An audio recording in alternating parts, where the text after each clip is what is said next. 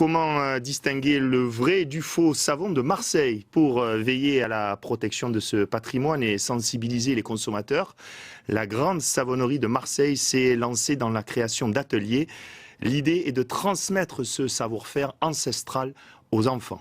Mais de l'huile, c'est un reportage de Sabine Marie-Murgue. Alors pour commencer, on va faire des savonnettes. À 2 pas du Vieux-Port, les enfants mettent la main à la pâte. Leçon de fabrication de ce célèbre petit cube avec Sylvain, maître savonnier. Surtout bien suivre la recette inventée il y a 600 ans. 3 ingrédients.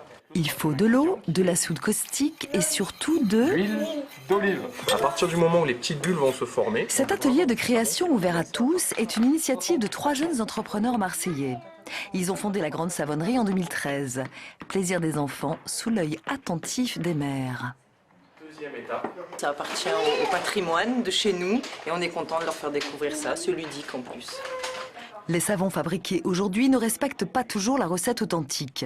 Certains fabricants utilisent des graisses animales à la place de l'huile d'olive. Alors quelle solution pour garantir la qualité ? L'idée, c'est que les personnes, que ce soit des enfants, des adultes, des touristes, que quand ils repartent de chez nous, après 1 heure passée en présence du maître savonnier, et qu'ils partent avec leur kilo de savon, ils soient capables d'expliquer ce qu'est le savon de Marseille, qu'ils soient capables de le défendre et qu'ils soient capables de le consommer, de l'utiliser tout simplement.